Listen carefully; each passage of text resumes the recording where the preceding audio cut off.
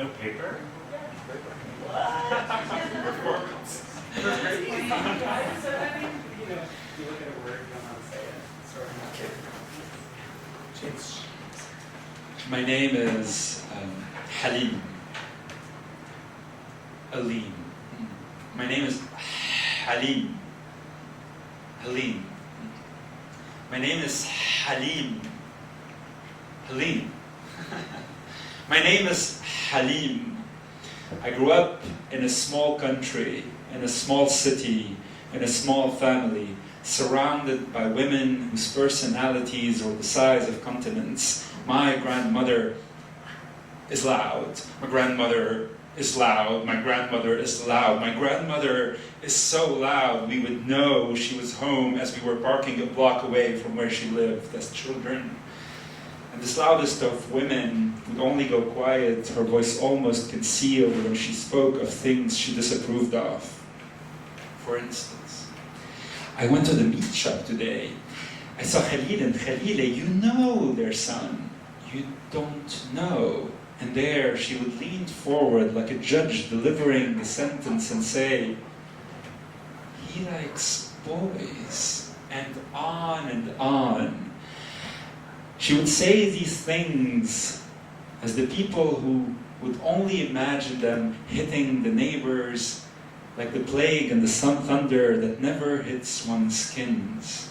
I went to the dress shop today to fix my black dress when I wear for church, and I saw Antoinette and Antoine.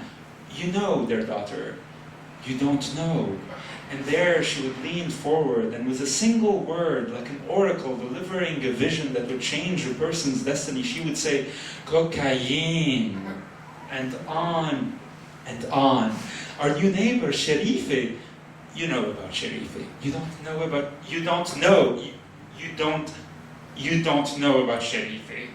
And there, like a hawk that knows their prey all too well, she would say, a lot of men coming in and out of that apartment, but no husbands. And on and on. She would bring her voice down just enough for us to hear. If we went silent, and we did, so we knew. There are boys who like boys, and people who take drugs, and others who would rather sleep around than get married. My grandmother would speak of these things like the plague or the thunder that always hits the neighbors and never one's skins. And here is the result. Yours truly, queer, ayahuasca junkie, polyamorous. I am my grandmother's worst nightmare and favorite grandson all at the same time. My grandmother still lights a candle for me every day and begs the Lord to protect me. And I summon her prayers at sex parties when performance anxiety hits, and ayahuasca ceremonies when the visions get rough. Najla is the name of my grandmother.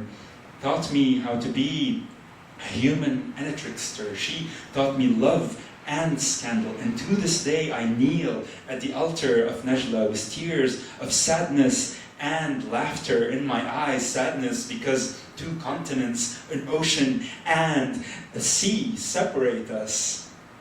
And laughter because the very evil she thought she was shielding us from, she made all the more appealing. I owe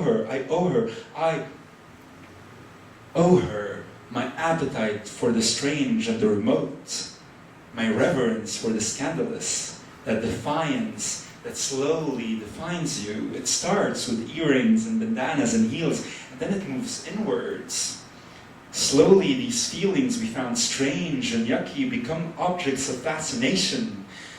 Anger, smallness, judgment become drag queens of the inner world with giant purple wigs and earrings that weigh 2 pounds.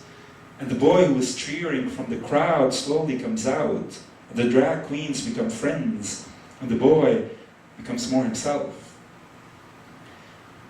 The word scandal comes from the Greek, scandalon, which means a stumbling block, a rock on which someone stumbles. Christian literature turned the noun into a verb, to make someone stumble. In other terms, to make someone sin, and scandal became sin.